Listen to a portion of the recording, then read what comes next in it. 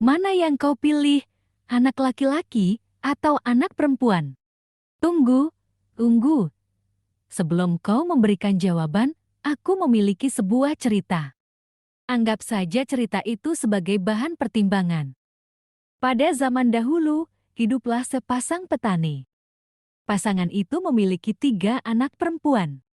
Sedari dini, ketiga anak ini diberi tugas mengerjakan pekerjaan rumah, dikala kedua orang tuanya bekerja di ladang. Namun, ketiga anaknya yang rajin dan penurut itu tidak membahagiakan hati Pak Tani. Pak Tani selalu menginginkan anak laki-laki.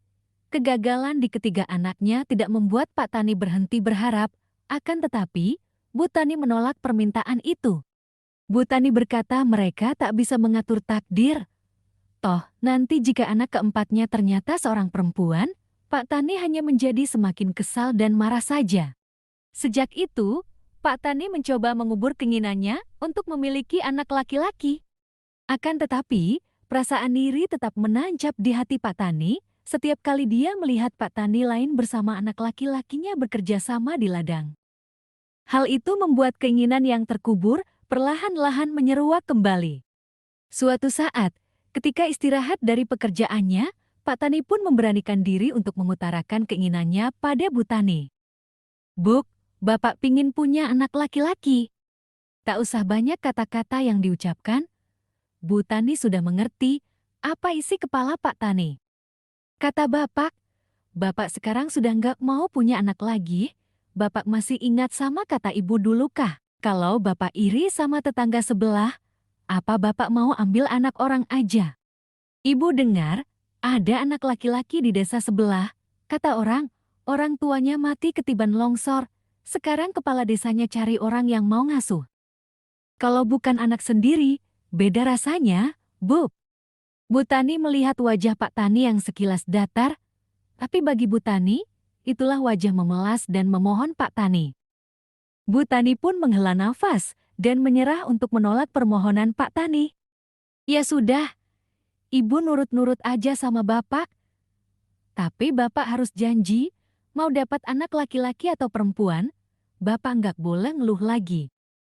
Ya, Bapak janji. Tak butuh waktu lama bagi Pak Tani dan Bu Tani membuat anak kembali. Beberapa bulan setelah pembicaraan di ladang, Bu Tani menunjukkan tanda-tanda kehamilan. Berita bahwa Pak Tani menginginkan anak laki-laki menyebar di tetangga sekitar. Tetangga silih berganti mengunjungi Pak Tani dan Bu Tani. Mereka membagikan tanda-tanda kehamilan anak laki-laki dan tips keberhasilan mereka memiliki anak laki-laki. Ada yang berkata jika ibu memiliki energi dan kekuatan yang kuat ketika hamil, itu berarti tandanya bayinya laki-laki. Bila selama hamil bermimpi mendapat bayi perempuan, maka ibu akan mendapatkan bayi laki-laki. Jika ibu hamil lebih suka berbaring di sisi kiri, itu berarti ibu akan memiliki anak laki-laki.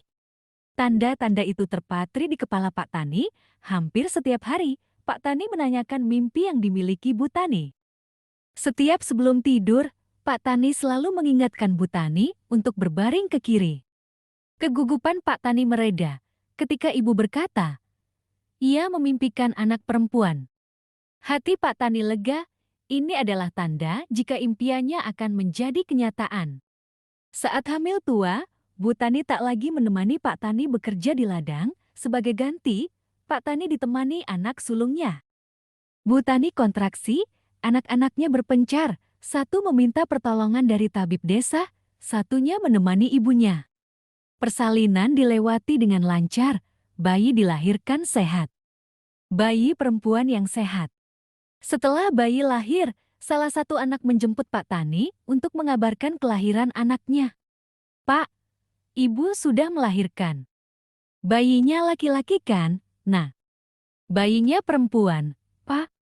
Wajah senang anak Pak Tani yang memiliki adik baru berubah murung ketika ia teringat bahwa bapaknya menginginkan anak laki-laki. Oh, ya sudah. Kamu kembali saja, Bapak masih ada kerjaan di ladang. Pak Tani memilih kembali berladang daripada menyambut kelahiran anaknya. Si anak pun kembali pulang dengan tangan hampa karena tak bisa membawa pulang bapaknya. Bapak yang tak diizinkan Tuhan untuk menimang bayi laki-laki dalam pelukannya. Bersambung.